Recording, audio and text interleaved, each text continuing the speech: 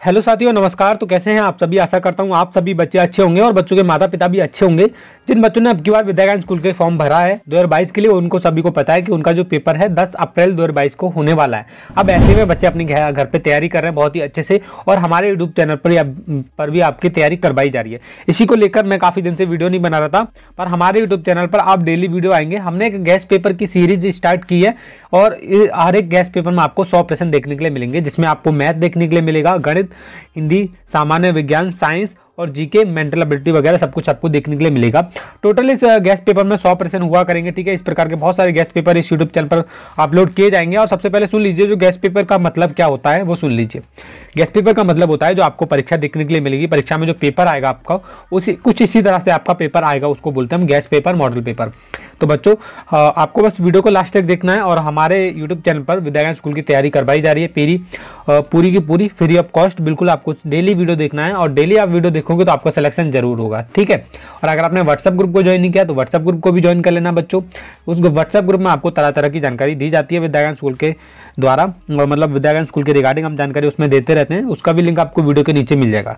तो चलिए इस गेस्ट पेपर को करना शुरू करते हैं, और पूरा वीडियो देखना है, भागना कहीं पर भी नहीं है। 100 पूरे प्रश्न है इस वीडियो में। ठीक है, 100 क्वेश्चन है इस वीडियो में। 100 क्वेश्चन हम सॉल्व करेंगे पूरे के पूरे, चाहे कितना भी बड़ा वीडियो हो, 1 घंटे का हो, 2 घंटे का हो। ठीक है, तो जल्दी जल्दी सॉल्व करेंगे। पहला क्वेश्चन देखिए यहाँ पर, भाषा की सबसे छोटी इकाई। हम हिंदी कर रहे हैं पहले, तो भाषा की सबसे छोटी इकाई है, तो ऑप्शन ए दे रखा है, वर्ण, अक्षर, शब्द, वाक्य। तो मैं आपको बता दूं, जो भाषा की सबसे छोटी इकाई है वो वर्ण है। ऑप्शन नंबर ए हमारा राइट आंसर हो जाएगा।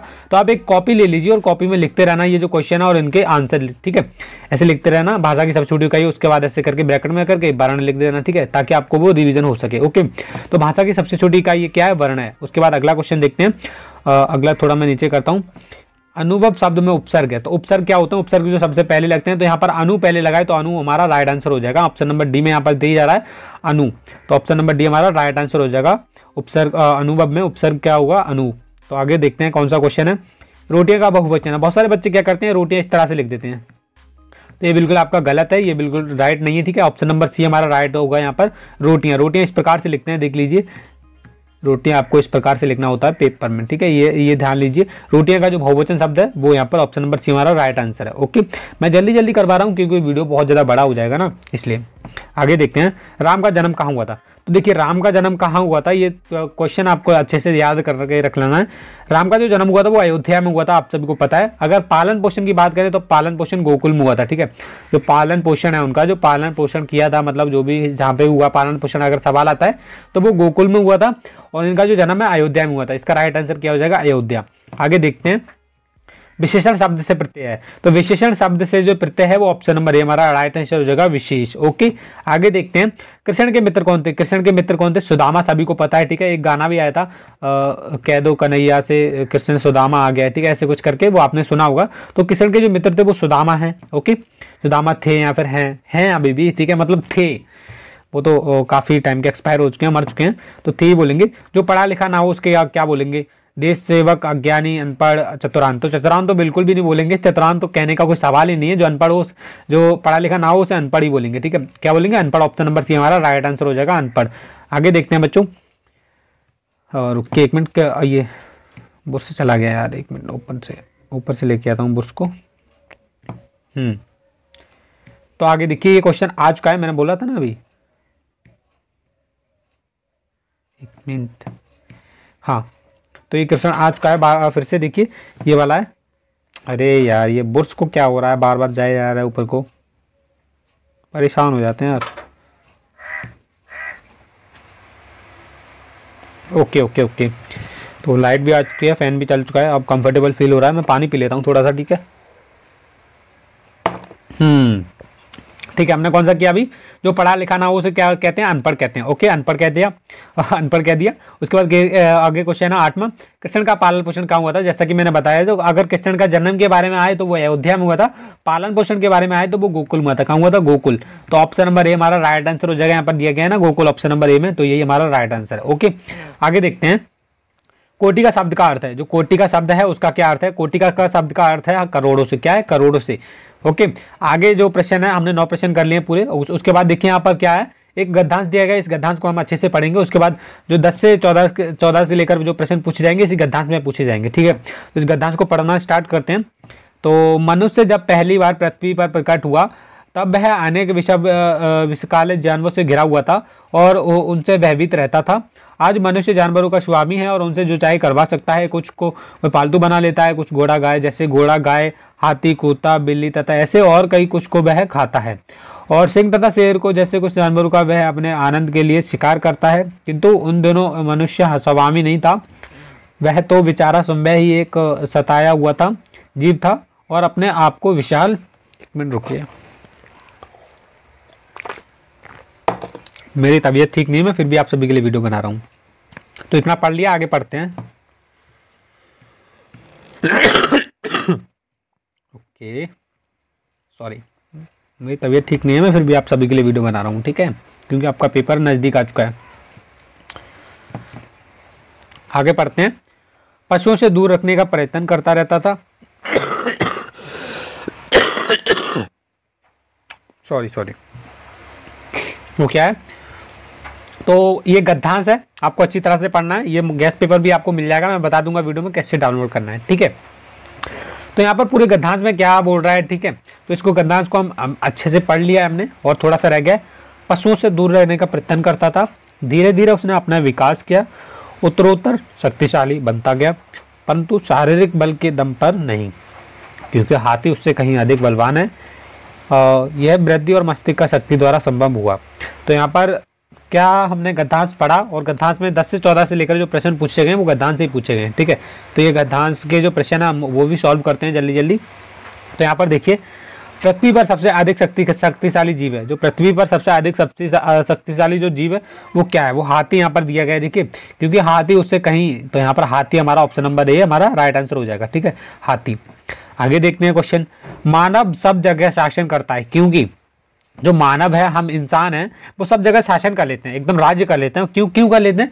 वह अधिक बुद्धिमान है। क्या है? बुद्धिमान। जानवरों की इतनी बुद्धि नहीं होती और जो हमारे पास इतनी ज्यादा मतलब दिमाग है, माइंड है, तो हम हर एक जगह पे शासन कर सकते हैं, राज्य कर सकते हैं अपने दिमाग का प्रयोग करके। ओके, तो ऑप्शन नंबर बी हमारा राइट आंसर हो जाएगा, वह अधिक बुद्धिमान है।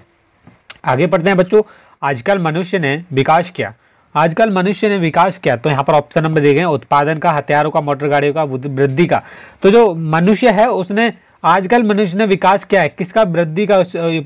क्या किया है? विकास किया, वृद्धि का। तो ऑप्शन नंबर डी हमारा राइट आंसर हो जाएगा। ओके बच्चों, आगे देखते हैं। मनुष्य की उत्पत्ति हुई, जो मनुष्य का जन्म हुआ है फिर उत्पत्ति हुई, कहाँ पर हुई थी? पृथ्वी पर हुई थी। कहीं पे ना तो आकाश में हुई, ना तो जंगलों में हुई, ना तो चंद्रमा पर हुई। अगर जंगलों में आता है तो वो जंगल भी तो पृथ्वी पर ही है, तो ध्यान लगाओ, पृथ्वी हमारा राइट आंसर होगा। ओके बच्चों, आगे देखते हैं। मनुष्य किससे भयभीत रहता था? जानवरों से, एक मिनट रुकिए, जानवरों से, बंदरों से, हिरणों से, शेरों से। जो मनुष्य था वो जानवरों से भयभीत रहता था। 14 का हमारा राइट आंसर हो जाएगा ए, क्योंकि जो शेर वगैरह हैं, अगर शेर से होता तो शेर भी जानवरों में आता है। ठीक है, ध्यान रखिए, जानवरों में बहुत सारे जानवर आते हैं, जैसे हाथी हो गया, विशाल काय हाथी हो गया, शेर हो गया, चीता हो गया, जो भी है, भालू वगैरह, वो सब जानवरों में आते हैं। तो हमारा ऑप्शन नंबर ए हमारा राइट आंसर हो जाएगा। ओके बच्चों, आगे देखते हैं। बहुत ही अच्छे अच्छे दिए जा रहे हैं, आपको बस देखने की है और करने की वो औत्सुकता होनी चाहिए, है ना। तो आगे देखते हैं।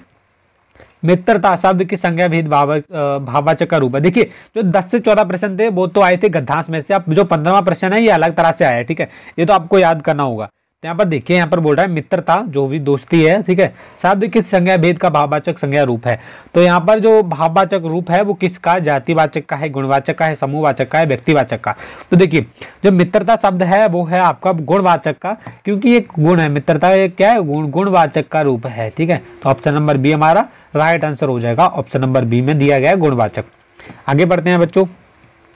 योगरूढ़ शब्द है, जो योगरूढ़ शब्द कौन सा है? योगरूढ़ शब्द क्या होता है? सबसे पहले ये सुन लीजिए, जो योगरूढ़ शब्द होते हैं इसके बारे में आपको विस्तार से पढ़ना होगा। देखिए, यहाँ पर योगरूढ़ शब्द की बात करूं तो यहाँ पर ऑप्शन नंबर बी में हमारा योगरूढ़ शब्द है गिरधारी।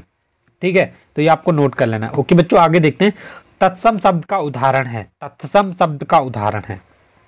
तो तत्सम शब्द क्या होता है? संस्कृत से सीधे के सीधे उठा लिए जाते हैं, प्रयोग कर लिए जाते हैं। जैसे क्षेत्र यहाँ पर संस्कृत से उठाया गया, ऑप्शन नंबर सी हमारा राइट आंसर हो जाएगा, तत्क्षेत्र। आगे पढ़ते हैं बच्चों। 18वां क्वेश्चन देखिए। निम्नलिखित में से कौन सा शब्द तद्भव शब्द है। अब तद्भव शब्द क्या होते हैं ये भी सुन लीजिए। कौन सा हमारा 18वां नंबर हम क्वेश्चन कर रहे हैं, तो इसका राइट आंसर हो जाएगा ऊंट। क्या हो जाएगा? ऊंट। ऑप्शन नंबर डी हमारा राइट आंसर हो जाएगा, इसका हो जाएगा ऊंट। आगे देखते हैं 19वां। ये देखिए, निम्नलिखित शब्दों में से कौन सा देशज है। देशज विशेष शब्द तो आप में पढ़े ही होंगे, हमने पढ़ रखे हैं तो हम अच्छे से कर रहे हैं, आपको ये सब पढ़ने पड़ेंगे। ओके, 19 में का बी राइट आंसर हो जाएगा गाड़ी। क्या हो जाएगा? गाड़ी। आगे पढ़ते हैं बच्चों। विदेशी शब्द का उदाहरण है, जो विदेशी शब्द है वो किसका, मतलब विदेशी शब्द का और उदाहरण पूछा है इन्होंने। तो देखिए, विदेशी शब्द का लोटा, रोटी, जूता, ये तो सब भारतीय शब्द है। विदेशी शब्द है मेज। ठीक है, क्या है? मेज। ऑप्शन नंबर ए हमारा राइट आंसर हो जाएगा मेज। ओके बच्चों, तो 20 क्वेश्चन कर चुके हैं हम। आगे आगे करते हैं। और यहाँ पर आ चुका है खंड खा, जिसमें है अंग्रेजी, तो अंग्रेजी भी पढ़ लेते हैं। तो यहाँ पर देखिए, क्वेश्चन नंबर 21 से लेकर क्वेश्चन नंबर 27 तक के जो प्रश्न है वो इस गद्यांश में से पूछे जाएंगे। जो गद्यांश आपको इंग्लिश का दिया जा रहा है यहाँ पर, जैसे कि आप देख पा रहे होंगे, ये गद्यांश है इंग्लिश का, तो इसको हम पढ़ लेते हैं।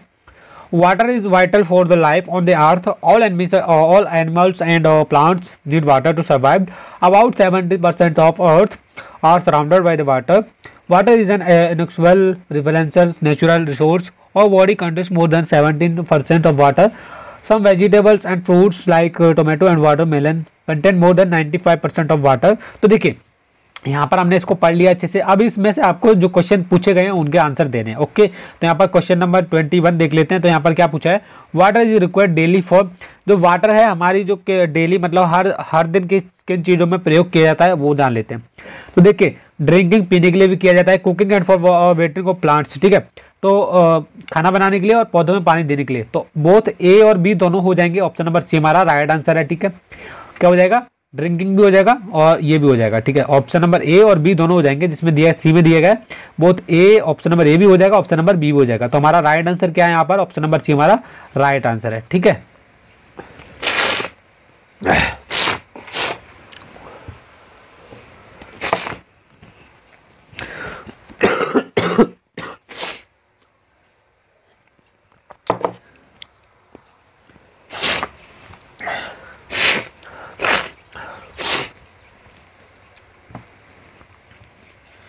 चलिए आगे शुरू करना करते हैं। मेरी तबीयत बिल्कुल भी सही नहीं है यार दोस्तों, मैं फिर भी आप सभी के लिए वीडियो बना रहा हूँ।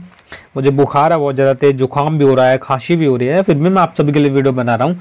क्योंकि आपका एग्जाम बहुत ज़्यादा पास आ चुका है, हमको आपका एग्जाम पास करवाना है, आपकी तैयारी करवानी है, इसलिए हम आपके लगे पड़े हैं वीडियो बनाने में। ठीक है, आगे देखिए 22 क्वेश्चन है यहाँ पर खाली स्थान दिया गया is required for generating electricity. तो यहाँ पर क्या है? जो हमारी बिजली बनती है वो किससे बनती है? वाटर से बनती है। क्या है? और 22 का हमारा राइट आंसर रहेगा यहाँ पर क्या आ जाएगा? ऑप्शन नंबर ए हमारा आ जाएगा, water is required for generating electricity. बिजली बनाने के लिए वाटर की बहुत ज़्यादा आवश्यकता पड़ती है। ठीक है, ऑप्शन नंबर ए हमारा राइट आंसर हो जाएगा। तो उसको हमने पढ़ लिया, इसलिए हम इसने आंसर दे रहे हैं। ठीक है, तो यहाँ पर 23 देखिए, तो यहाँ पर खाली स्थान दिया गया फिर से। Dash need water for their life process. क्या है?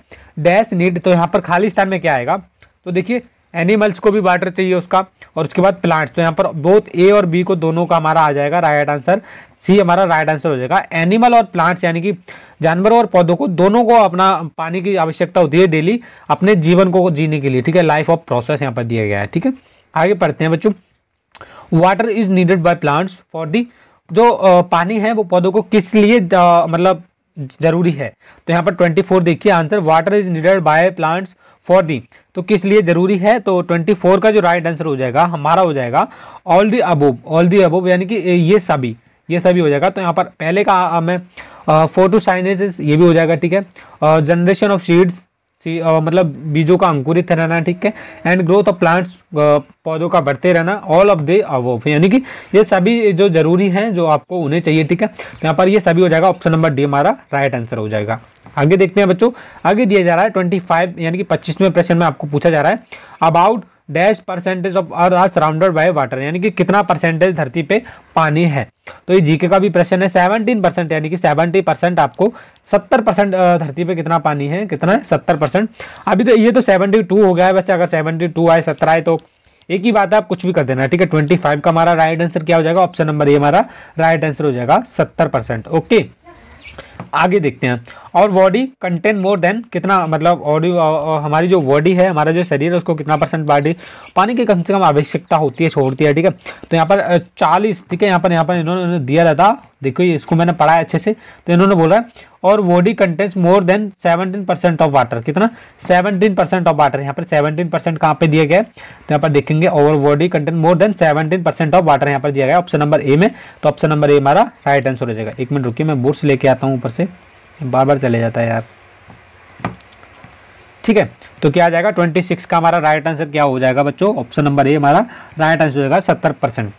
आगे देखते हैं 27 में, देखिए some vegetables and fruits like tomato and water melon contains more than dash of water. जो हमारे जो वेजिटेबल्स हैं, सब्जियां हैं, लाइक एग्जांपल दिया है इन्होंने टोमेटो यानी कि टमाटर, वाटरमेलन तरबूजा, ठीक है, कंटेंट मोर देन कितना परसेंट वाटर ये कंटेंट करते हैं। तो हम ऊपर चलेंगे और एक बार फिर से दिखाता हूँ। तो यहाँ पर इसको हमने पढ़ा है, तो यही बोल रहे हैं 95 देखिए some vegetables and fruits like tomato and water, तो यहाँ पर दिया गया है इन्होंने 95% दिया जाए, तो 95% ये राइट आंसर हो जाएगा। हम ढूंढ लेते हैं उनमें 95% कहाँ पर दिया गया है, तो यहाँ पर देखेंगे ये था 27 में, some vegetables and fruits like tomato and watermelon contains more than dash percent of water, कितना 95%, अभी आपको मैंने दिखाया ना 95% हमारा राइट आंसर हो जाएगा। ओके बच्चों, आगे देखते हैं singular of animal is, animals दिया गया है, यानी कि जो जानवरों का जो सिंगुलर वचन है, मतलब जो सिंगुलर वर्ड है वो क्या है। तो एनिमल हम कैसे लिखते हैं, जो एनिमल है वो हमें ANMAL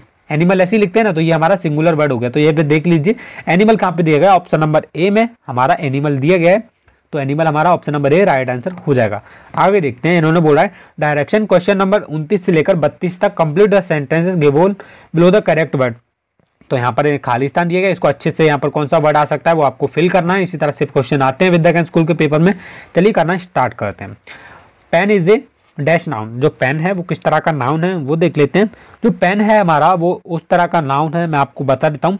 पेन को हम गिन सकते हैं, क्या है, पेन को हम गिन सकते हैं, काउंटेबल है। अगर पेन कितने भी पेन दिए जा रहे हो हम उनको गिन सकते हैं, ठीक है। तो ये हमारा काउंटेबल हो गया नाउन। आगे देखते हैं कौन से क्वेश्चन नंबर 30 में कौन सा क्वेश्चन है, ये वाला है। इसको जूम कर लेते हैं, अच्छे से आपको दिखाता हूँ। तो दोस्तों रोक के आप सभी के लिए वीडियो बना रहा हूँ, क्योंकि बीच बीच में मुझे खांसी आ रही है, कभी कुछ हो रहा है कभी कुछ हो रहा है, ठीक है। तो कोई बात नहीं, वीडियो को पूरा करेंगे आप सभी के लिए। आगे देखते हैं 30 नंबर क्वेश्चन है हमारा, 30 नंबर क्वेश्चन। ये बुर्स पता नहीं क्या हो रहा है, इसको बार बार ऊपर ही जाए जा रहा है ये, ठीक है, ले लिया हमने बुर्स। उसके बाद देखते हैं 30 नंबर पे जो क्वेश्चन है, गिव मी डैश वाटर। तो गिव मी, जब हम किसी से पानी मांगते हैं, गिव मी सम वाटर, कितना मांगते हैं, गिव मी सम वाटर। तो ये इंग्लिश के कुछ वर्ड होते हैं जो आपको बोलने आने चाहिए, तो यहाँ पर क्या आ जाएगा, सम आ जाएगा। तो ऑप्शन नंबर ए हमारा राइट आंसर हो जाएगा, option number A some water. Okay, आगे देखते हैं 31 question, they have dash food, they have dash food, तो उनके पास कितने फूड है, मतलब तो इसका हो जाएगा दे हैव इनफ फूड, यानी कि इनफ बोलते हैं इसको, ठीक है। ऑप्शन नंबर ए हमारा राइट आंसर हो जाएगा। ओके, आगे देखते हैं I am dash than you, तो यहाँ पर क्या हो जाएगा, I am dash than you की जगह हो जाएगा I am better than you. कोई बोल रहा है कि मैं तुमसे अच्छा हूँ, मैं तुमसे अच्छा हूँ, I am better than you. Option number B हमारा राइट आंसर हो जाएगा, बेटर। आगे देखते हैं बच्चों, तो देखिए ये क्वेश्चन है ना, ये विद्या ज्ञान स्कूल के पेपर में कई बार पूछे जा सके इस तरह से। तो ये पूछते हैं कि यहाँ पर एक इमेज दी गई नीचे, जैसा कि आप देख सकते हैं ये इमेज है, ठीक है। अब इस इमेज में से यहाँ पर दिख रहा है ना ABCD, अब इनमें से क्वेश्चन पूछे जाएंगे। तो यहाँ पर बोल रहे हैं क्वेश्चन नंबर 33 से लेकर 34, look at the picture and answer the following answer. तो यहाँ पर इस पिक्चर को देखो अच्छे से और जो क्वेश्चन पूछे गए हैं उनके सब जवाब दो, ठीक है। एक मिनट रुको, मैं पानी पी लेता हूँ।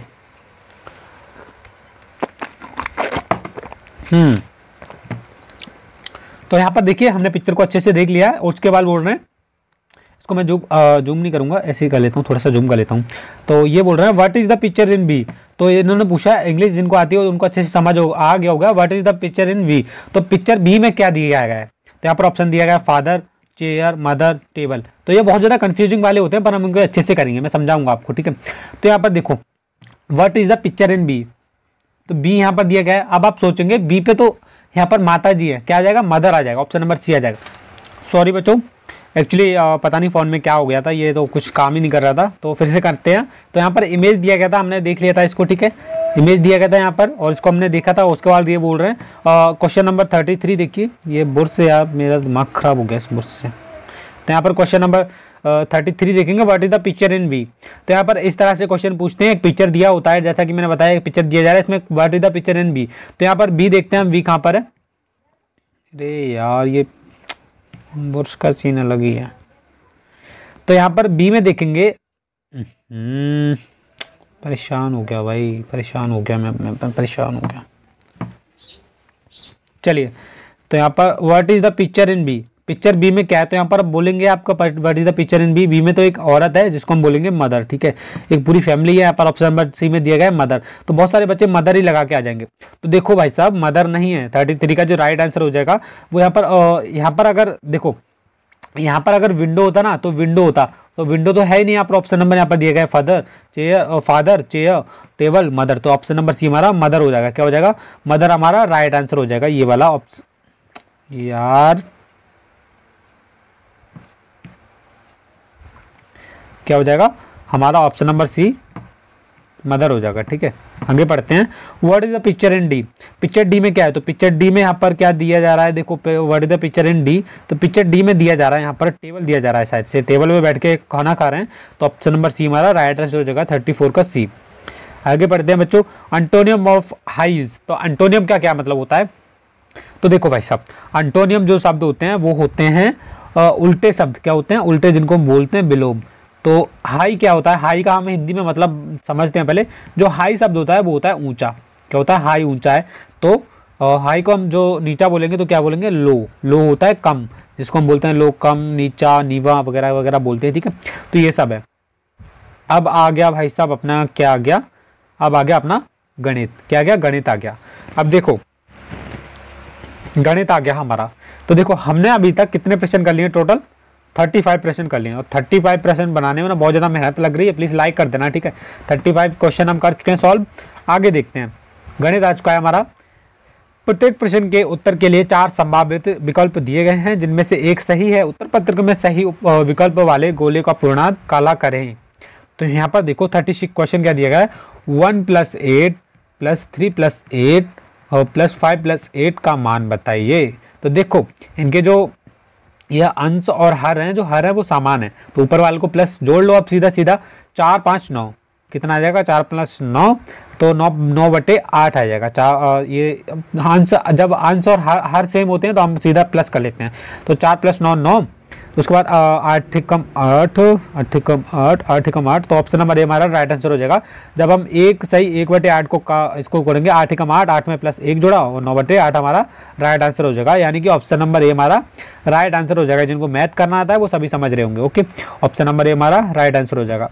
आगे देखते हैं बच्चों, 37 देखिए।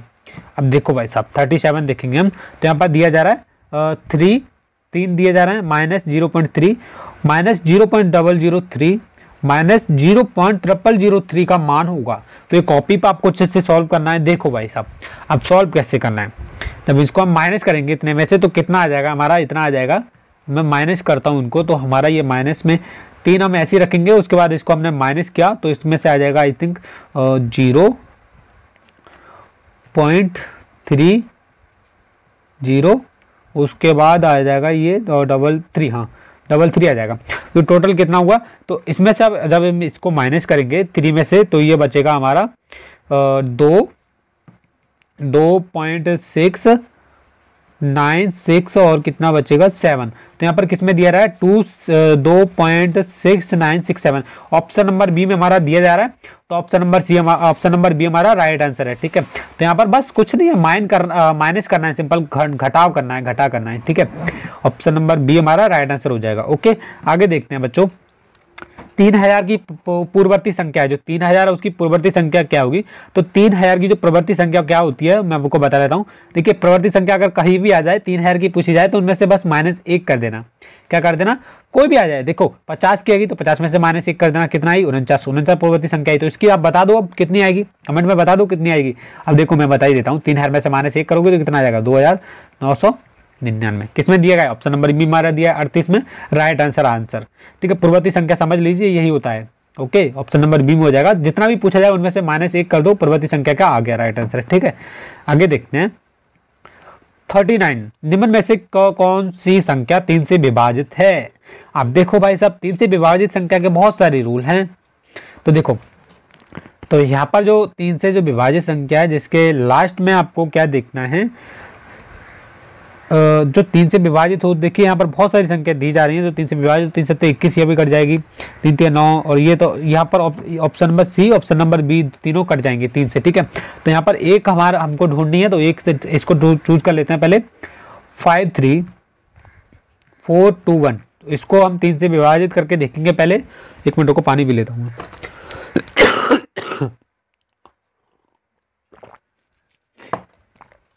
ओके, तो देखो 3 से विभाजित संख्या की जान पहचान करने के लिए क्या करेंगे, सबसे पहले हम सभी का प्लस कर लेंगे। अब सभी को तो प्लस करने नहीं वाले, मुझे तो पता है कौन सा राइट आंसर है, राइट आंसर सी है।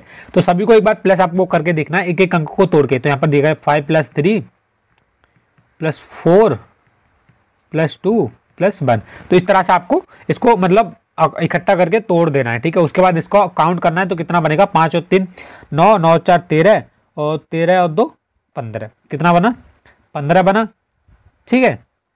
कितना बना, 15 15 बना। अब जो 15 है, अब इसको देख लेना ये 3 से विभाज्य है या नहीं। तो 3 पंजे कितना होता है, 15। तो सीधी सी बात है, जो संख्या है, संख्या दी गई है हमारी 53 421, ये 3 से विभाजित है, ठीक है। तो इसी तरह से आपको देख लेना होता है, इनको सभी को जोड़ कर लेना है। जैसे हमने इसको किया ना, 5 जोड़ लिया, 3 जोड़ लिया, 4 जोड़ लिया, 2 जोड़ लिया, प्लस 1 जोड़ लिया। अब इसको जोड़ लो, 5 और 3 8, 8 और 4 12, 12 और 2 14, 14 1 15। अब 15 3 से कट रही है, यहाँ पे देख लो, 3 बजे 15, ये कट गई, ये विभाजित है। बस ये सिंपल है, सिंपल सा तरीका है, ठीक है।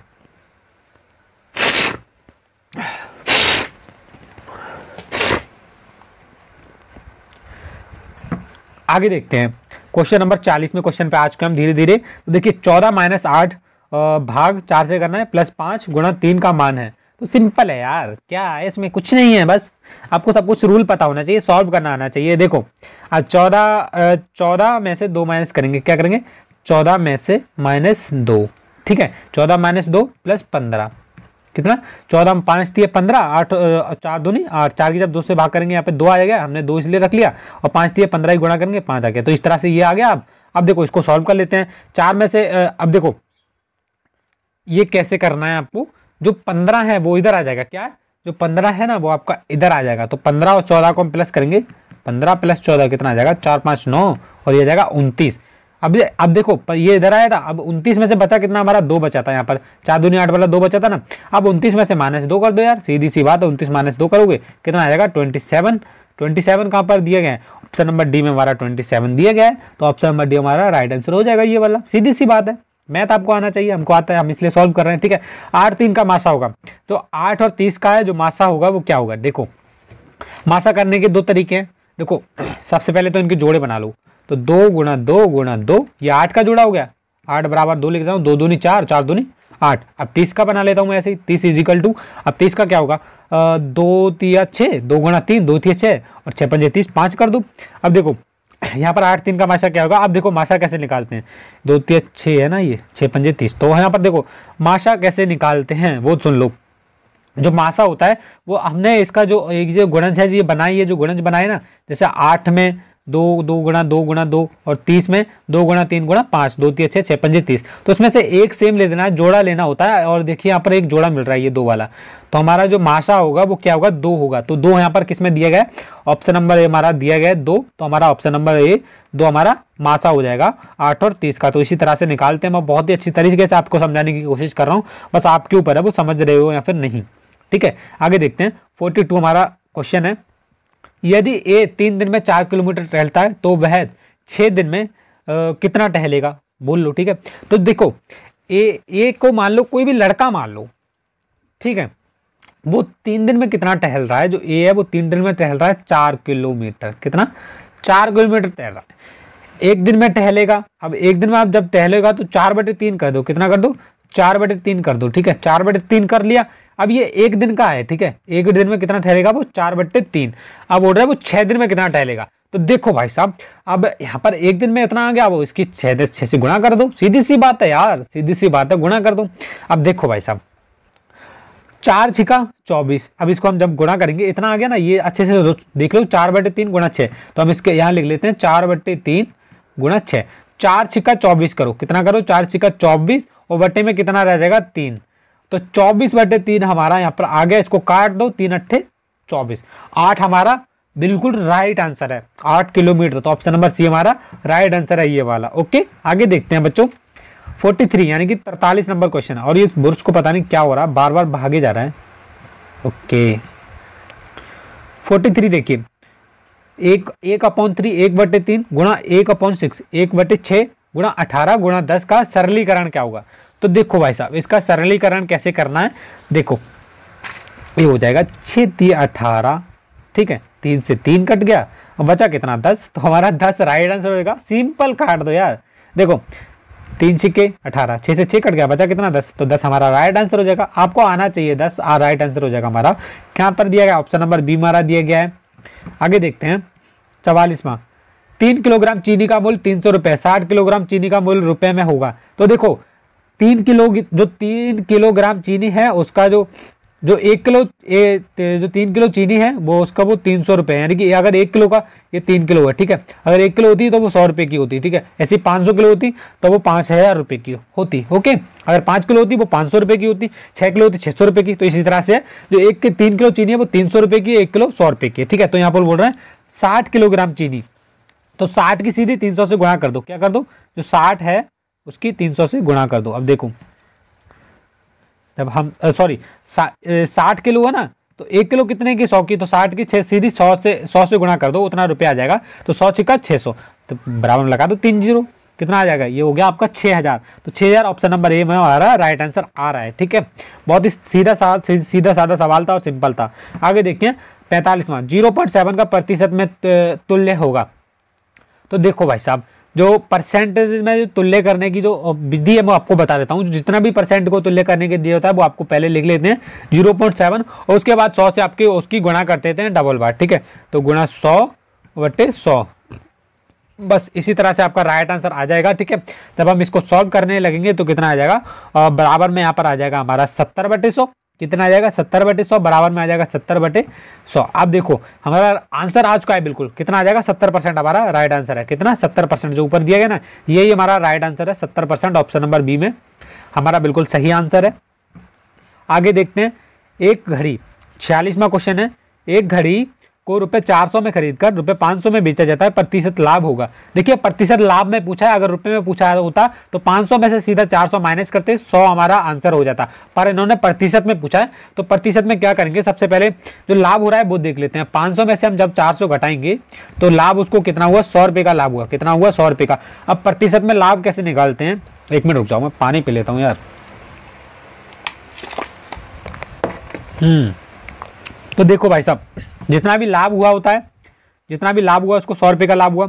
उसके बाद जितना भी मतलब जो सीपी होता है, कॉस्ट प्राइस, यानी कि जो खरीद कर लेके आता है वो नीचे लिख लेते हैं, और उसके बाद कर देते हैं उसको 100 से गुणा, ठीक है। आप बोलेंगे 100 डबल 100 क्यों लगाया, तो ये लाभ है, ये ऊपर वाला क्या है, ये वाला लाभ है, और इसको हम गुणा करते हैं, ये रूल है, ठीक है।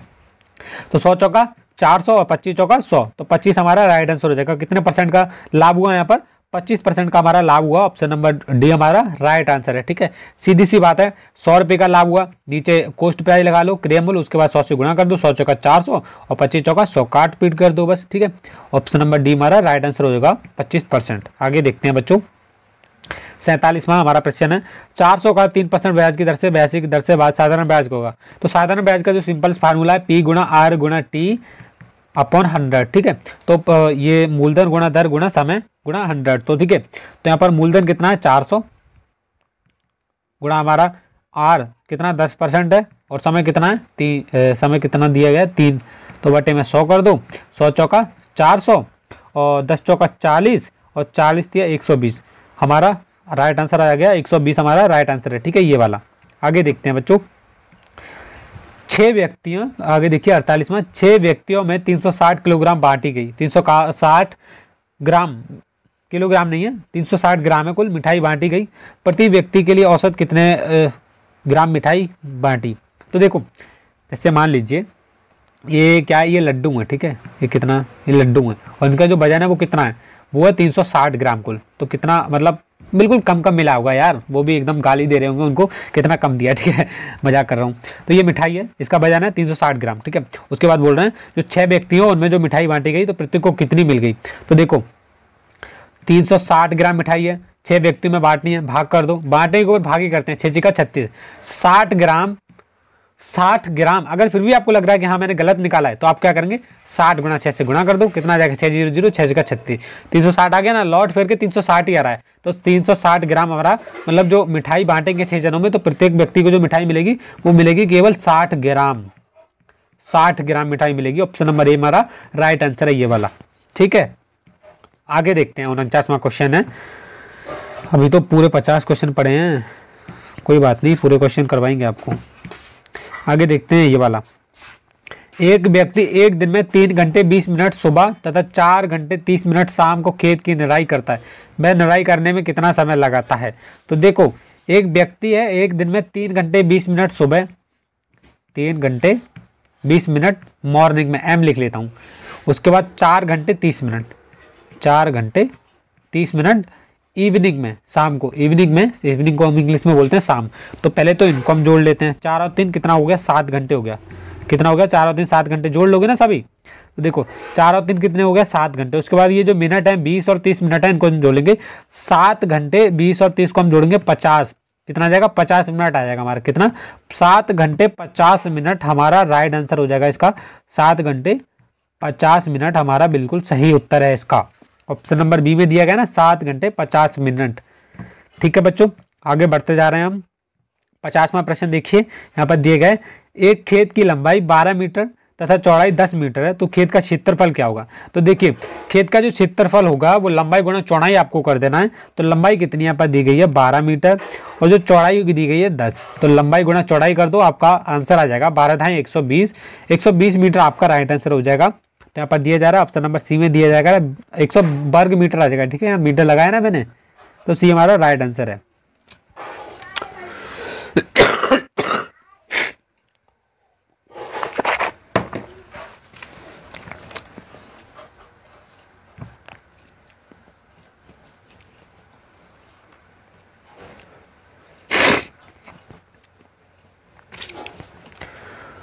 तो बच्चों हमने 50 प्रश्न कर लिए अभी तक, कितने, 50 प्रश्न, और काफ़ी समय हो गया होगा, पर कोई बात नहीं, 50 प्रश्न हमको और करने हैं, जल्दी जल्दी कर लेते हैं। आपका पेपर जब नज़दीक आ रहा है ना 10 अप्रैल को, पेपर की तैयारी करवा रहे हैं पूरी, तो इसलिए हमको करवाना ही पड़ेगा। ओके, तो चलिए 50 प्रश्न हमने कर लिए, आगे करते हैं, 50 प्रश्न और हैं इसमें, चलिए धीरे धीरे कर लेते हैं। बहुत ही अच्छे अच्छे प्रश्न दिए जा रहे हैं जो कि आपको पेपर में देखने के लिए मिलेंगे, ठीक है।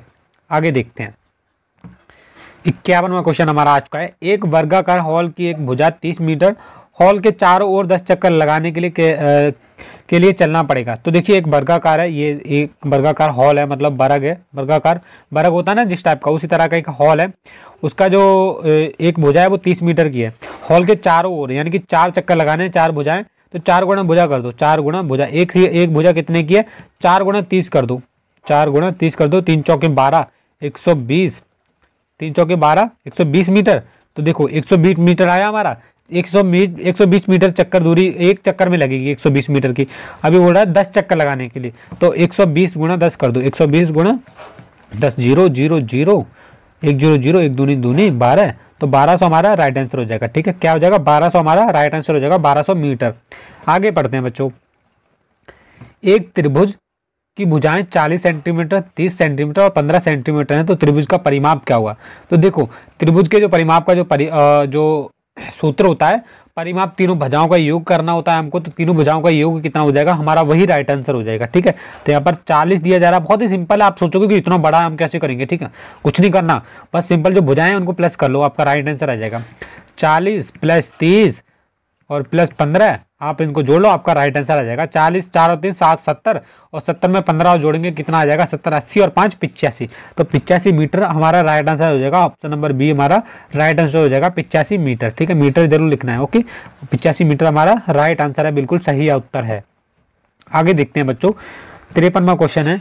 एक मैदान का क्षेत्रफल 80 वर्ग मीटर है, यदि उसकी लंबाई 10 मीटर हो तो मैदान की चौड़ाई क्या होगी। एक मैदान का क्षेत्रफल है, एक ग्राउंड है, यहाँ पर मैदान है जिसकी 80 वर्ग मीटर है, क्षेत्रफल क्या है 80 वर्ग मीटर है, यदि उसकी लंबाई 10 मीटर है तो मैदान की चौड़ाई क्या होगी। तो देखिए भाई साहब, बिल्कुल ईजी प्रश्न है। चौड़ाई बराबर आपको लगा देना है, जो क्षेत्रफल है, जो चौड़ाई का जो फॉर्मूला होता है वो होता है क्षेत्रफल, आपको लगा देना है। क्षेत्रफल कितना है 80, तो 80 हमने लिख दिया। और वटे में क्या आता है, वटे में आती है आपकी लंबाई, यदि उसकी लंबाई 10 मीटर है। तो देखो अब इसको कर लो सॉल्व, अब इसकी आपको इसको कर दो, काट दो इसको, 10 अट्ठे 80, यहाँ पर भाग दो, यहाँ पर काट दो, भाग करना काटना एक ही होता है, हम एक्सपर्ट हैं करने में, तो हम इसको सीधा काटते हैं। 10 अट्ठे 80, तो हमारा 8 राइट आंसर हो जाएगा। तो मैदान की जो चौड़ाई होगी वो 8 मीटर होगी। क्या होगी 8 मीटर होगी। 8 देख लो कहाँ पर दिया जा रहा है, ऑप्शन नंबर ए में ही दिया जा रहा है 8 मीटर, ये बिल्कुल सही उत्तर है। आगे देखते हैं, उससे पहले मैं पानी पी लेता हूँ एक गिलास।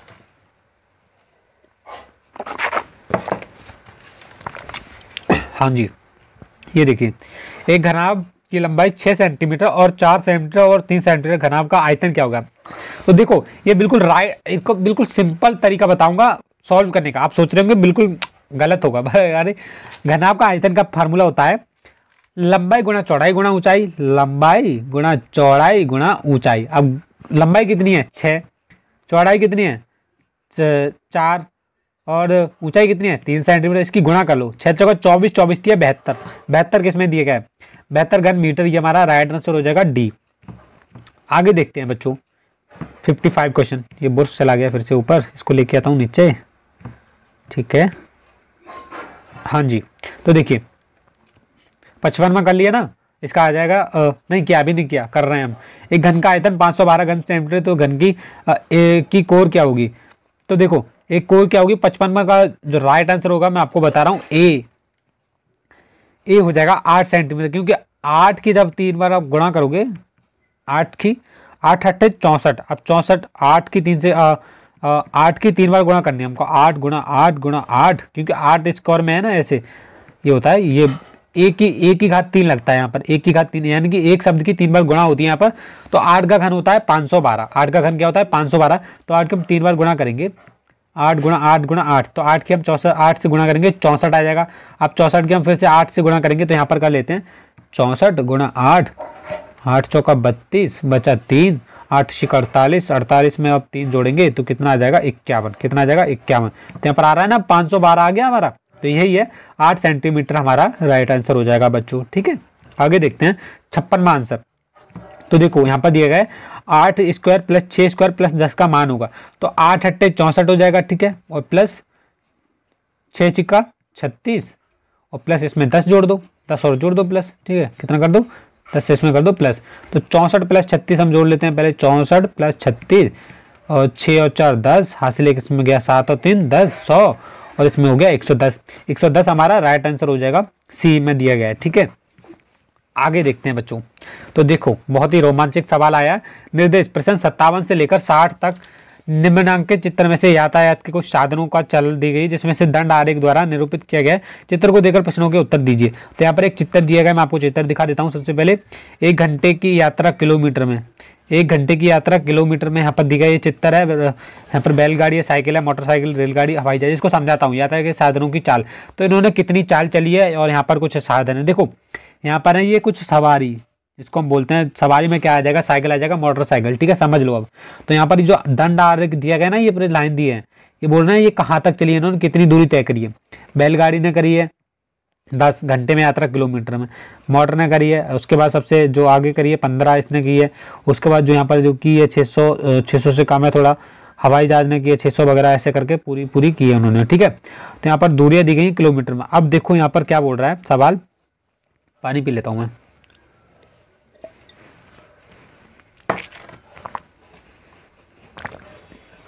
देखो 57 है, हवाई जहाज की चाल बैलगाड़ी की चाल कितनी गुनी है। तो देखो यहाँ पर पहले हम बैलगाड़ी की चाल देखेंगे, हम पहले आपको अच्छे से दिखा देता हूँ। तो देखिए बैलगाड़ी की चाल कितनी है 60 पे, जो रुको 1 मिनट रुको, बुर्स कहाँ पे गया।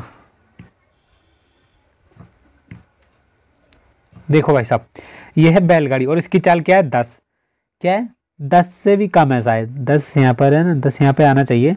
तो कितनी गुनी है, कितनी गुनी है यहाँ पर देखोगे, 1 2 3 4 5 6, कितनी गुनी है, ये हवाई जहाज की चाल है, तो ये यहाँ पर है 60, कितनी गुनी है, 60 गुनी है यहाँ पर, ठीक है।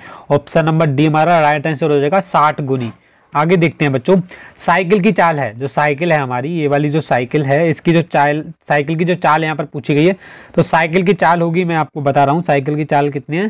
साइकिल हमने देख लिया 10, कितनी है 10, तो साइकिल की चाल क्या हमारा, ये कौन सा क्वेश्चन है, 58, 58 का जो राइट आंसर हो जाएगा वो हो जाएगा ऑप्शन नंबर सी हमारा। कहाँ पे दिए गए, 1 मिनट रुको, यहाँ पर किलोमीटर घंटे में है ना साइकिल की चाल,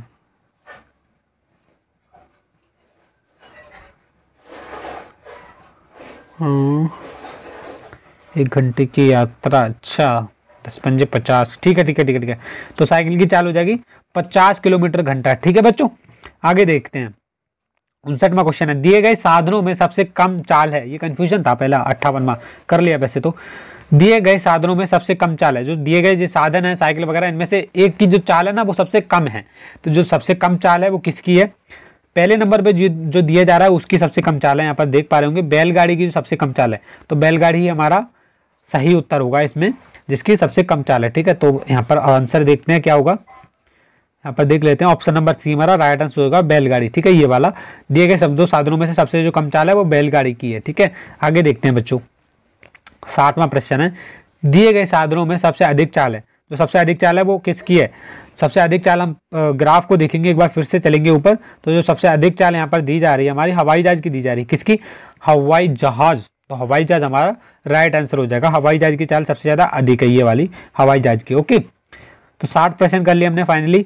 आगे देखते हैं कौन सा प्रश्न है, देखो फिर से, अब ये जो प्रश्न आगे आप सोचेंगे मैथ के हैं, पर नहीं, ये है मेंटल एबिलिटी के, किसके, मेंटल एबिलिटी हम जिसको बोलते हैं मानसिक योग्यता, एबिलिटी, एबिलिटी इसको बोलते हैं मानसिक योग्यता। तो ये मानसिक योग्यता के कुछ प्रश्न हम इसको भी कर लेते हैं। देखो, केलों की 3 टोकरियां हैं, प्रत्येक टोकरी में 10 केले हैं, तो टोकरी में कुल कितने के, देखो 3 टोकरियां हैं, 3 होगी 3 टोकरियां, उसके बाद प्रत्येक टोकरी में 10 केले हैं, तो 10 गुणा 30 करो, 30 किलो हो जाएंगे, 10 या 30 किलो हो जाएंगे प्रत्येक टोकरी में, कुल कितने, तीनों टोकरी में 30 किलो हो जाएंगे, ठीक है। आगे देखते हैं, ये देखिए यहाँ पर दिया जा रहा है, निम्न आकृति की एक त्रिज्या, निम्न आकृति की त्रिज्या है, तो यहाँ पर O B A B C D A E, तो देखो ये भी आपको अच्छे से करने आने चाहिए। जो निम्न आकृति की त्रिज्या है वो व्यास, व्यास बटे 2, क्या है, व्यास बटे 2, यानी कि व्यास क्या है यहाँ पर, जो ए बी है ये व्यास है, ठीक है, जो ए और बी है ना ये हो गया व्यास, ए अपॉन बी लिख लेता हूं, ए अपॉन बी बटे 2, और उसके बाद आगे क्या है, व्यास ए बी बराबर 2 ओ बी, तो त्रिज्या ए बी बटे 2 लिख सकते हैं हम इसको, ठीक है, लिख लिया, ये होगी, ये हो गया इसका व्यास ए और बी लिख लिया हमने बटे में 2। उसके बाद देखो इसको हम करेंगे 2 ओ बी, जो ओ बी यहाँ पर दिया जा रहा है आपको ओ बी ये वाला 2, इसको हम लिख सकते हैं 2 ओ बी और बट्टे में 2 लिख सकते हैं, ठीक है। और इसका जो व्यास हो जाएगा 2 से 2 कट जाएगा, और ओ बी हमारा ये बचेगा हमारा राइट आंसर, जिसकी आकृति की त्रिज्या हो जाएगी वो क्या हो जाएगी, ओ और बी हो जाएगी, ठीक है। ये वाली ओ बी किस में दी गई है, ऑप्शन नंबर ए में हमारा राइट आंसर दिया गया है ओ बी, ठीक है बच्चों। आगे देखते हैं, 63 हमारा क्वेश्चन है, एक आयत के विकर्ण की लंबाई, आप देखो आप सोचेंगे हार्ड क्वेश्चन है, बिल्कुल भी हार्ड नहीं है, इजी है। एक आयत के विकर्ण की लंबाई 10 सेंटीमीटर तथा आधार 8 सेंटीमीटर है, तो आयत की चौड़ाई ज्ञात कीजिए। तो देखो भाई साहब 63 हमारा क्वेश्चन का है, देखिए हम क्या करेंगे, एक आयत है, मान लो ये कोई आयत हो गया, ठीक है। अब इसका जो विकर्ण है इसका हम नाम दे लेते हैं कुछ भी, ए बी सी डी, ए नाम ले लिए, ठीक है। इसलिए विकर्ण की जो लंबाई है, विकर्ण हो गया ना बीच में, जैसे कि 10 सेंटीमीटर, कितना 10 सेंटीमीटर, ठीक है, क्या बोल रहे हैं 10 सेंटीमीटर, तथा आधार, जो आधार है, जो ये नीचे वाला आधार होता है ये 8 सेंटीमीटर का, ठीक है। ये चित्र बन गया पूरा। अब देखो इसको सॉल्व कैसे करेंगे, तो आयत की चौड़ाई ज्ञात कीजिए। आयत की चौड़ाई हमको ज्ञात करनी है, तो चौड़ाई ज्ञात करने के लिए हमको क्या करना होगा, बहुत ही ये पाइथागोरस प्रमेय के अनुसार से हो जाएगा, ठीक है। तो पाइथागोरस प्रमेय के अनुसार से ये अगर मैं करवाने लगा तो यहाँ पर सॉल्व नहीं कर पाऊंगा, पर इसका जो राइट आंसर हो जाएगा वो 6 सेंटीमीटर हो जाएगा, ठीक है। ऑप्शन नंबर सी हमारा राइट आंसर हो जाएगा, ठीक है। तो ये अपना अपना घर पर करना है, आप सभी आपको आता ही होगा। आगे बढ़ते हैं, 64 क्वेश्चन हमारा यहाँ पर दिया जा रहा है, पानी दिया हो रहा,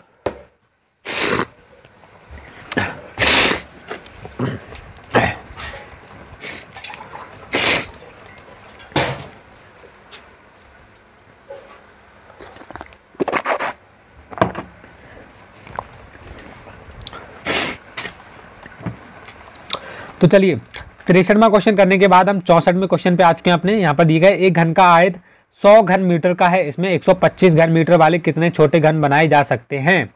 तो देखिए एक घन आयतन है जो कि है 1000 किसका घन मीटर का है, इसमें 125, तो 125 बट्टे कर दो इसमें से, ठीक है। और उसके बाद हम इसको काट लेते हैं। उसके बाद इसको हम किससे काटेंगे, 5 से काटेंगे। 5 दूनी 10 बचा 200, और 5 दूनी 10, 5 पंजे 25, फिर से काटेंगे 5 चौका 20 40, 5 पंजे 5 अट्ठे 40, तो यहाँ पर बनेंगे 8। 125 घन मीटर वाले कितने बन जाएंगे, 8। ऑप्शन नंबर ए हमारा राइट आंसर हो जाएगा 8, ठीक है। आगे देखते हैं, निम्नलिखित संख्या में से 8 का स्थानीय मान है। देखो बिल्कुल सिंपल और इजी तरीके वाला ये प्रश्न आया है, परीक्षा में कई बार पूछा भी जा चुका है।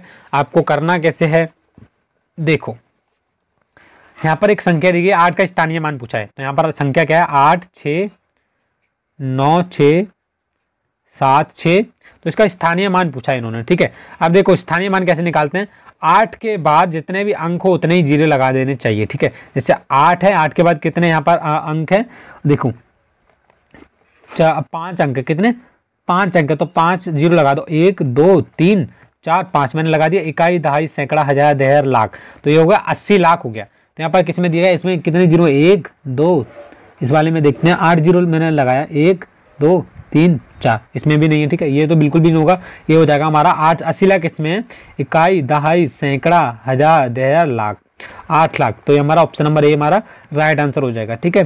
तो जितना भी मतलब 8 के बाद जितने भी अंक हो उतने जीरो लगा दो, वो आपका स्थानीय मान निकल आएगा, ओके। आगे देखते हैं बच्चों, हमारा आ चुका है यहाँ पर सामान्य ज्ञान, बहुत ही इंटरेस्टिंग हमारा आया है ये सामान्य ज्ञान वाला, इसको भी करेंगे हम, ठीक है। तो बच्चों हम आ चुके हैं फाइनली सामान्य विज्ञान पर। तो यहाँ पर सामान्य विज्ञान हमारा शुरू हो जाता है क्वेश्चन नंबर 66 से, और ये सामान्य विज्ञान का हम पहला क्वेश्चन सॉल्व करना स्टार्ट करते हैं। चलिए सामान्य विज्ञान का जो 66वां पहला प्रश्न है वो स्टार्ट करते हैं करना। बहुत ही एकदम मजेदार प्रश्न आने वाले हैं, आगे आगे देखते रहना। तो यहाँ पर दिया जा रहा है प्रत्येक प्रश्न के लिए के उत्तर के लिए 4 संभावित, तो ये वही बोलते हैं निर्देशन में कि एक प्रश्न दिया जाएगा, उसके 4 ऑप्शन दिए जाएगा। यहाँ पर दिया जा रहा है ऑप्शन नंबर ए में 3, ऑप्शन नंबर बी में 4, ऑप्शन नंबर सी में 5, ऑप्शन नंबर डी में 6, तो एक सही है वो आपको बताना है। तो चलिए उसको हम पढ़ना छोड़ देते हैं, मैंने बता दिया। अब क्वेश्चन है उस पर ध्यान दीजिए। तो देखिए 66वां जो क्वेश्चन पूछ रहा है, दिए गए क्रम में कितनी बार लगातार 2 आर एक साथ आते हैं। जो दो आर हैं वो कितनी बार एक साथ आते हैं, तो यहाँ पर हम अच्छे से देखेंगे। तो एक तो ये हो गया, 2 बार आ रहा है ना, उसके बाद ये वाला हो गया, उसके बाद ये वो वाला हो गया, इसके अलावा कुछ भी नहीं है ना, ये वाला अकेला है, ये वाला दिख रहा है ना, ये अकेला है। अब देखो 1 2 3, कितना 1 2 3, कितनी बार आ रहा है, 3 बार आ रहा है। तो 3 किस में आ रहा है हमारा, ऑप्शन नंबर ए में हमारा आ रहा है 3, तो ऑप्शन नंबर ए हमारा राइट आंसर है बच्चों, ठीक है। आगे देखते हैं, बहुत ही मजेदार प्रश्न आने वाले हैं, आप बस देखते रहना वीडियो को। आगे देखो, यदि संख्या 34 के अंकों के क्रम आपस में बदल दिए जाएं तो संख्या में इकाई का अंक कौन सा होगा। तो देखो यदि संख्या 34, तो जो 34 संख्या है उसके जो अंक हैं वो बदल दिए जाएं, क्या है ये हमारा कौन सा क्वेश्चन है, 67 है ना। जो संख्या 34 के अंक जो बदल दिए जाएं, आपस में बदलने पर जो संख्या प्राप्त होगी वो क्या होगी। तो आपस में जो संख्या जो प्राप्त होगी वो होगी हमारी 43। क्या होगी, जब देखो 34 को आप उल्टा करोगे, किसी ने बोल दिया कि 34 को उल्टा करो या फिर बदल दो, तो आप एक ही तो संख्या बनाओगे, तो आप बनाओगे 4 आगे ले लोगे 3 पीछे। अब ये बोल रहे हैं तो उसमें से जो इकाई का जो अंक होगा तो वो क्या होगा। अब देखो आपको एक संख्या दी जा रही है ये वाली, तो इकाई का आप कहाँ से स्टार्ट करते हैं, जैसे मैंने संख्या ले ली 8000 2 3 4 5, ठीक है। तो एक संख्या ले ली मैंने, ये मान लीजिए क्या लिया 8225 29, ठीक है। तो अगर हम इकाई का अंक इसमें पूछेगा तो इकाई हम कहाँ से शुरू करना करते हैं, गिननी सुनो, इकाई दहाई सैकड़ा हजार दहजार, तो यहाँ पर 8,82,529, ठीक है। तो इकाई का अंक क्या हो गया 9, तो इकाई हम पहले करते हैं। अब देखो जब हम 34 से अब उल्टा करेंगे 34 को, ठीक है, आपस में बदल देंगे 34 को, तो हम एक संख्या बनाएंगे 43, 4 आगे ले लेंगे 3 पीछे। तो इकाई का अंक क्या होगा, इकाई, और दहाई का अंक क्या होगा 4, तो इकाई का अंक पूछा है इन्होंने, तो इकाई का अंक होगा हमारा 3, क्या होगा 3, ऑप्शन नंबर बी हमारा सही उत्तर है, ठीक है। ऑप्शन नंबर बी में दिया जा रहा है 3, तो हमारा ऑप्शन नंबर बी हमारा सही उत्तर है बिल्कुल। आगे देखते हैं बच्चों, इसको ब्रश को मैं ले आता हूं, हाँ आगे देखते हैं। हमारा 68वां क्वेश्चन है 68, नीचे दिए गई आकृति में कुल कितने त्रिभुज हैं। तो ये एक आकृति है, देख पा रहे होंगे, इसमें कुल कितने त्रिभुज हैं। त्रिभुज किस प्रकार से होते हैं, त्रिभुज का किसी भी प्रकार से हो सकते हैं। तो देखो भाई साहब, नीचे दिया आकृति इस तरह से आकृति है, ये वाली हो गई, ठीक है।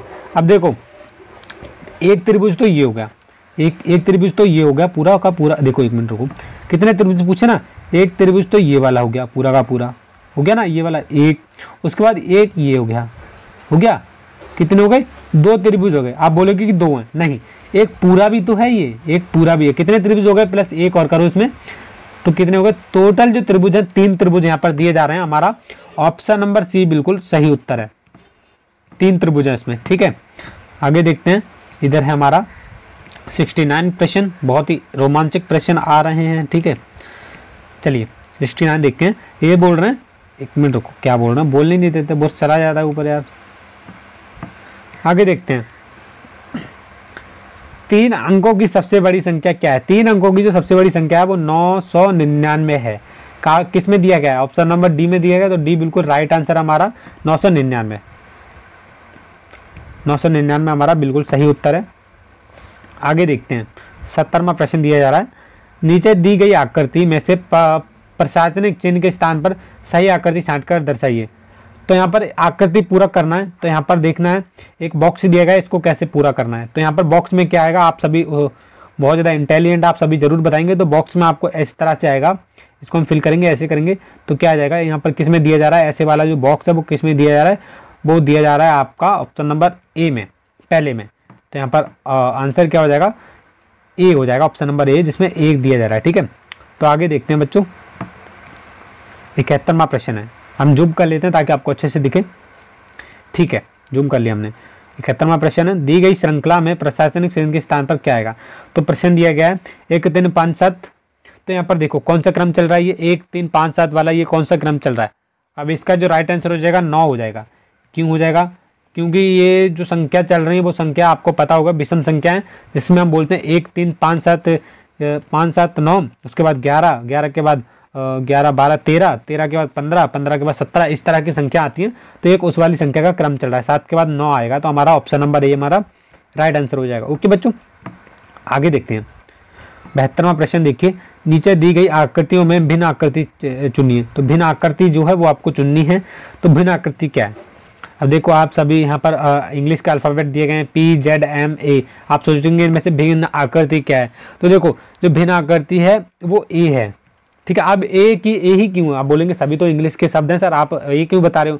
तो देखो अन्य सभी आकृतियों रेखाओं में से निर्मित है, जो क्या है, आप देखेंगे कि जो ए है वो बिल्कुल अलग है सभी से, ठीक है।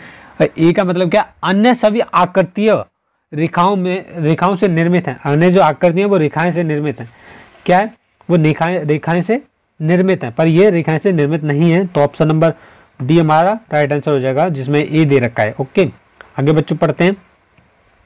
तो यहाँ पर निर्देश दिए जा रहे हैं, प्रश्न 73 से लेकर 75 तक दिए गए शब्दों में बेमेल शब्द कौन से हैं। जो बेमेल शब्द हैं, जो मिलते जुलते नहीं है, वे आपको ढूंढने हैं। 73वां क्वेश्चन देखेंगे, मेज, कुर्सी, स्टूल, सोफा।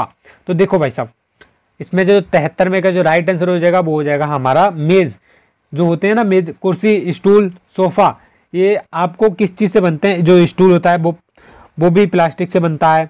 जो कुर्सी होती है वो होती तो उससे बन तो लकड़ी से जाती है, पर उसमें जो भी मिक्सचर होता है वो उसका ही होता है, ठीक है। तो इसमें से अलग क्या है, मेज हो जाएगा हमारा, अलग हो जाएगा, ठीक है, मेल अलग है ये। आगे देखते हैं 74वां, झाड़ी, पौधा, पेड़, पत्ती। 74वें का राइट आंसर हो जाएगा हमारा पत्ती, क्या वो सॉरी झाड़ी हो जाएगा, झाड़ी। आगे देखते हैं रेल, वैद्युत इंजन, डीजल इंजन, भाप का इंजन। तो देखो 75 का राइट आंसर हो जाएगा, आपको सीधा पता चल रहा है रेल हो जाएगा, ठीक है। सभी इंजन है यहाँ पर, और जो वहाँ पर रेल दी जाएगी, यहाँ पर वैद्युत इंजन, भाप इंजन, डीजल इंजन, अलग क्या हुआ, रेल हुआ, ठीक है। आगे देखते हैं बच्चों 76 में निम्नलिखित में से कौन सा पदार्थ सजीव है। जो पदार्थ सजीव होते हैं, सजीव का मतलब होता है जो जीते जागते होते हैं, जिनमें जान होती है, वो हमको सजीव कहलाते हैं, ठीक है। तो सजीव कौन सा है, घेंगा, मोटर, पंखा, रेडियो। तो देखो मोटर भी नहीं है, रेडियो भी नहीं है, पंखा भी नहीं है, घोंगा। घोंगा आपने देखा होगा, बारिश के मौसम में घोंगा होता है, वो रेंगता रहता है, उसको हम बोलते हैं घोंगा। तो वो एकदम सजीव है। ऑप्शन नंबर ए हमारा राइट आंसर हो जाएगा। पानी पी लेता हूँ।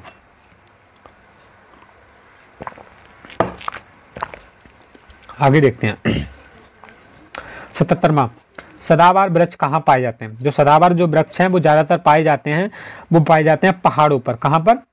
पहाड़ों पर। ऑप्शन नंबर सी हमारा राइट आंसर हो जाएगा। लिखते रहना अपनी कॉपी में। अंडा ना देने वाला जंतु है, जो अंडा ना देने वाला जंतु है वो है बकरी। देख के पता चल रहा है, टिक भी लगा रखी है किसी ने। यहाँ पर है मुर्गी, चिड़िया, बतख। बतख बच्चे देती है, चिड़िया भी बच्चे देती है, मुर्गी भी बच्चे देती है। सॉरी, क्या बोल रहा हूँ, ये सभी अंडे देते हैं। चिड़िया भी अंडे देती है, बतख भी अंडे देती है। जो अंडा नहीं देता वो है बकरी, क्योंकि बकरी देती है दूध। क्या देती है? दूध। तो ये सभी अंडे देते हैं, बकरी दूध देती है, अंडे नहीं देती। तो इन्होंने वही पूछा है, अंडे कौन नहीं देता? बकरी नहीं देती। आपने अच्छी तरह से कर लिया होगा। आगे देखते हैं 79, मनुष्य के शरीर में सबसे छोटी हड्डी कहाँ पाई जाती है? जो मनुष्य का छोटा सब मतलब आप अगर जनरल नॉलेज पढ़ते हैं तो आपने पता ही होगा कि जो कान में एक हड्डी पाई जाती है वो सबसे छोटी हड्डी होती है, ठीक है। और जो सबसे बड़ी हड्डी पाई जाती है वो पाई जाती है जांग वगैरह में, ठीक है। तो ये हमारा ऑप्शन नंबर ए हो जाएगा, कान में पाई जाती है सबसे छोटी हड्डी। आगे देखते हैं 80वां प्रश्न, पौधे रोकते हैं। पौधे जो होते हैं वो क्या रोकते हैं? मिट्टी के कटाव को, पानी को, पशुओं को, ये सभी। तो देखिए पौधे जो होते हैं, पौधे की जो जड़ें मजबूत होती हैं वो होती हैं मिट्टी के कटाव को रोकती हैं, जिससे बाढ़ नहीं आती, ठीक है। बाढ़ आने के कम चांसेस रहते हैं। वो मिट्टी को एकदम अपने कब्जों में, जबोड़ों में दमा के रखते हैं, क्योंकि जो जड़ होती है वो एकदम मिट्टी में ना धंस जाती है और एकदम पकड़ लेती है मिट्टी को। तो पौधे रोकते हैं, कैसे को रोकते हैं? मिट्टी के कटाव को। मिट्टी को कहीं रोड़ने नहीं देते, घसने नहीं देते, अंदर धंसने नहीं देते। तो इसी प्रकार से आप समझ सकते हैं मिट्टी को कटाव को रोकते हैं, ठीक है। आगे बढ़ते हैं बच्चों 81वां, घास तथा पेड़ पौधे मिट्टी का क्या रोकते हैं? घास तथा पेड़ पौधे मिट्टी के क्या रोकते हैं? तो जो घास तथा पेड़ पौधे हैं जो मिट्टी के कटाव रोकते हैं, क्या रोकते हैं? कटाव। ऑप्शन नंबर बी हमारा राइट आंसर का कटाव। आगे बढ़ते हैं बच्चों, डीडीटी एक प्रकार का, जो डीडीटी है वो एक प्रकार का क्या है? तो डीडीटी एक प्रकार की दवाई है जिसको हम बोलते हैं कीटनाशक। क्या बोलते हैं? कीटनाशक। ये जो कीड़े होते हैं जो हमारी फसलों को बर्बाद करते हैं, उसके लिए हम डीडीटी दवाई का प्रयोग करते हैं। तो ऑप्शन नंबर सी हमारा आंसर हो जाएगा कीटनाशक। आगे बढ़ते हैं बच्चों, लोहे की वस्तुओं में जंग लगने का क्या कारण है? लोहे की जो वस्तुएं हैं उनमें जंग लगने का जो कारण है वो मैं बता देता हूँ। लोहे की जो वस्तुएं हैं वो उनमें जंग इस तरह से लगती है कि उनको ना मतलब पानी लग जाता है। पानी को हम क्या बोलते हैं? नमी आने लग जाती है। तो ऑप्शन नंबर बी में दिया जा रहा है नमी। अगर यहाँ पर आता है कि जो लोहे की वस्तुओं को जंग लगने से कैसे बचा सकते हैं, तो उन पर ना पेंट करके बचा सकते हैं। पेंट होता है ना, कलर करके बचा सकते हैं, तो उस तरह से वो बचता रहता है। पर इन्होंने पूछा है कि लोहे की जंगलों को बनने का कारण पूछा है, तो वो नमी, पानी उनको लगता रहता है, तो इसलिए वो उनमें जंग लग जाती है और वो खराब हो जाती है, ठीक है। ऑक्सीजन वायु की अपेक्षा है। तो देखो 84वां क्वेश्चन है, ऑक्सीजन वायु की अपेक्षा है। तो देखिए 84 में जो राइट आंसर हो जाएगा, इसका राइट आंसर हो जाएगा ऑप्शन नंबर आपका थोड़ी भारी है। ऑक्सीजन में जो क्या है? थोड़ी भारी है। जो ऑक्सीजन है वो थोड़ी भारी है, ठीक है। आगे बढ़ते हैं, वायु में कितना भाग ऑक्सीजन का है? वायु में कितना भाग ऑक्सीजन का है? तो वायु में कम से कम 1/5 भाग है वो ऑक्सीजन का है, ठीक है। आगे देखते हैं कौन सा क्वेश्चन है हमारा, ये आप सभी नोट कर लेना, प्रश्न परीक्षा में जरूर पूछे जाएंगे, ठीक है। आगे देखते हैं 86वां, ऊर्जा के वैकल्पिक स्रोत क्या हैं? जो ऊर्जा के जो वैकल्पिक स्रोत हैं वो है गोबर गैस। क्या है? गोबर गैस। गोबर गैस से भी ऊर्जा बनाई जा सकती है, सोलर प्लेट हो गया और भी बहुत सारी चीज़ें हैं, ठीक है। पर ये जो वैकल्पिक स्रोत पूछे उन्होंने वो गोबर गैस है, ठीक है। आगे देखते हैं बच्चों 87वां प्रश्न है, निम्नलिखित में से पारदर्शी पदार्थ क्या है? पारदर्शी जिसमें से हम आर पार दे सकते हैं, जैसे दीवार हो गया वो अपारदर्शी है, जैसे और क्या बोलते हैं पारदर्शी पूछा है इन्होंने, ठीक है। जैसे इन्होंने ऑप्शन दिया गया है कांच, तेल लगा कागज, लोहा, जस्ता। अब देखो एक यहाँ पर मेन पॉइंट जो है वो मैं आपको बता देता हूँ। जो तेल लगा जो कागज है उसमें से हम देख तो सकते हैं वो पारदर्शी, और ना तो वो पारदर्शी है ना तो अपारदर्शी, वो अल्प पारदर्शी, वो दिखता तो उसमें पर धुंधला करके दिखता है, पर जो शीशा है उसमें से हम बिल्कुल साफ साफ देख सकते हैं। तो शीशा हमारा राइट आंसर हो जाएगा, ठीक है। आगे पढ़ते हैं बच्चों 88वां प्रश्न हमारा, चंद्र ग्रहण में पृथ्वी की छाया किस पर पड़ती है? जो चंद्र ग्रहण जब भी लगता है पृथ्वी की जो छाया है वो किस पर पड़ती है? तो चंद्र ग्रहण में पर जो पृथ्वी की छाया है वो चंद्रमा पर ही पड़ती है, ठीक है। चंद्र ग्रहण से उसका नाम जुड़ा है तो इसलिए चंद्रमा पर उसकी जो छाया है पड़ती है, ओके। मेरे गले में दर्द होने लगा।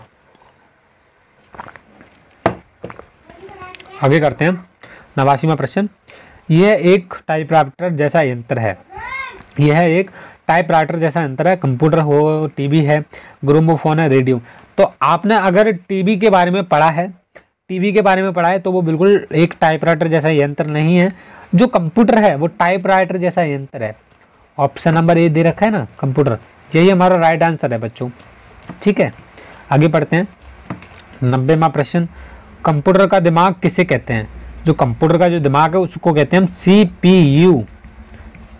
किसको कहते हैं? CPU। तो CPU यहाँ पर हिंदी में दे रखा है, कोई बात नहीं, हिंदी में हो इंग्लिश में, बस आपको जानकारी होनी चाहिए उसके बारे में। CPU ऑप्शन नंबर बी हमारा बिल्कुल सही उत्तर है। आगे देखते हैं 91 में 10 प्रश्न और रह गए हैं, बस कितने 10 प्रश्न बचाएं, बहुत ज़्यादा टाइम हो गया है वीडियो बनाते बनाते, जल्दी जल्दी करवा देता हूँ इनको भी। सौरमंडल का सबसे बड़ा ग्रह है। सौरमंडल का सबसे बड़ा ग्रह है बृहस्पति, आपको पता होगा बृहस्पति, यहाँ पर ऑप्शन नंबर ए हमारा राइट आंसर हो जाएगा। ठीक है बच्चों, आगे बढ़ते हैं। नेपाल की राजधानी क्या है? नेपाल की राजधानी है काठमांडू। क्या? काठमांडू। आगे बढ़ते हैं बच्चों 93वां। कार्यपालिका में संबंधित संस्था है। जो कार्यपालिका है उसमें जो संबंधित संस्था होती है, आपको पता नहीं है तो मैं बता देता हूँ, मंत्रिपरिषद की होती है। कितनी? मंत्रिपरिषद कहाँ दिया है? ऑप्शन नंबर डी में दिया गया है, ये वाला। आगे बढ़ते हैं। भारत के संविधान में कितनी भाषाओं की मान्यता दी गई है? जो भारत का संविधान है उसमें जो मान्यता दी गई है वो दी गई केवल 22 भाषाओं की। कितनी? 22 भाषा। भाषा किसमें? इसमें ऑप्शन नंबर बी में दिया गया है 22 भाषा। आगे देखते हैं 95वां प्रश्न। ठीक है, ये वाला एवरेस्ट क्या है? तो आपने एवरेस्ट के बारे में अगर नहीं जानते तो ये एवरेस्ट है, माउंट एवरेस्ट जिसको हम बोलते हैं। माउंट एवरेस्ट एक पहाड़ है जो कि सबसे ऊंचा है, माउंट एवरेस्ट जिसको हम बोलते हैं इंग्लिश में, तो एवरेस्ट इसी को बोलते हैं। तो ये क्या है? एक पर्वत है। क्या? एक पर्वत है। 95 का जो राइट आंसर हो जाएगा वो हो जाएगा हमारा सी, एक पर्वत है। आगे बढ़ते हैं। मसूरी है, जो मसूरी है वो क्या है? मसूरी एक पर्यटक स्थल है। क्या है? पर्यटक स्थल है। मसूरी बहुत ही मतलब फेमस जगह है जहाँ पर लोग बार जाते हैं टूर के लिए, टूरिस्ट के लिए, मतलब टूरिस्ट बन के जाते हैं, तो मसूरी पर्यटक स्थल है। ओके बच्चों। 97 भारत में कुल कितने राज्य हैं? जो भारत है उसमें कुल कितने राज्य हैं? तो भारत में 29 राज्य हैं। कितने? 29 राज्य हैं। ओके बच्चों, आगे बढ़ते हैं। ये वाला फ्रांस की राजधानी है। अब देखो फ्रांस की राजधानी है, फ्रांस की राजधानी क्या है? नहीं पढ़ा आपने? तो देखो इसी तरह से प्रश्न आते हैं, बस आपको राजधानी वगैरह सब कुछ याद करके रखो। फ्रांस की राजधानी आपको नहीं पता तो मैं बता देता हूँ, फ्रांस की राजधानी है पेरिस। ऑप्शन नंबर बी में राइट आंसर सही है। आगे पढ़ते हैं। ताजमहल किसने बनवाया था? सभी को पता है ताजमहल बनवाया था शाहजहां ने। किसके लिए? अपनी बेगम के लिए। आगे पढ़ते हैं। शाकाहारी जंतु का उदाहरण है। जो शाकाहारी जंतु वह होते हैं जो केवल घास पत्तियां खा के अपना जीवन व्यतीत करते हैं, केवल घास पत्ती खाते हैं। मांसाहारी होते हैं, मांस खाते हैं। सीधी सी बात है। शाकाहारी क्या हुआ इसमें से? बकरी हुई, शेर हुआ, मेंढक हुआ, चीता। तो देखो जो बकरी है वो केवल घास पत्तियां खाती है, मांस वगैरह कुछ नहीं खाती, तो बकरी हमारा बिल्कुल राइट आंसर है 100 में का ए। बच्चों देखो ये पूरा जो मॉडल पेपर है इसको करवाने में मैंने मैंने बहुत ज़्यादा मेहनत की है। बिल्कुल रोक के मैंने वीडियो बनाया था। मेरी तबीयत बिल्कुल भी सही नहीं है, फिर भी मैं आप सभी के लिए वीडियो बना रहा हूँ क्योंकि आपका जो पेपर है बहुत नज़दीक आ चुका है। 10 अप्रैल को आप सभी की परीक्षा होने वाली है। कब होने वाली है? 10 अप्रैल 2022 को आप सभी का परीक्षा होने वाली है विद्या ज्ञान स्कूल की कक्षा 6 और 7 दोनों के लिए। वीडियो बहुत ज़्यादा मायने रखता है, बहुत ज़्यादा हेल्पफुल है। अब देखो भाई साहब, ये जो आप देख रहे हो ये मॉडल पेपर, ये आपको कहाँ से डाउनलोड करना है, कैसे करना है, ताकि आप इसको भी ले पाओ और इसको भी अच्छे से कर पाओ। तो देखो ये आपको कहाँ पर मिलेगा? वीडियो के नीचे एक व्हाट्सएप ग्रुप का लिंक मिल जाएगा जिसमें बहुत सारे बच्चों ने ज्वाइन कर रखा है। उस ग्रुप में ये आपको डाल दिया जाएगा, ये मिल जाएगा। बस आपको वहीं पर आपको ये मिलेगा, वहाँ से आप इसको डाउनलोड कर लेना, घर पे कर लेना, सब कुछ कर लेना। ठीक है, तब तक के लिए बाय बाय, जय हिंद। और वीडियो अच्छा लगा हो तो वीडियो को लाइक कर देना सभी बच्चे, और जितने भी स्टूडेंट इस वीडियो को देख रहे हो, बहुत ही बड़ा वीडियो है, लास्ट तक आपने देखा होगा तभी आप अच्छे से परीक्षा को पास कर पाओगे। चलिए बच्चों बाय बाय, जय हिंद। तब तक के लिए बाय बाय, टेक केयर।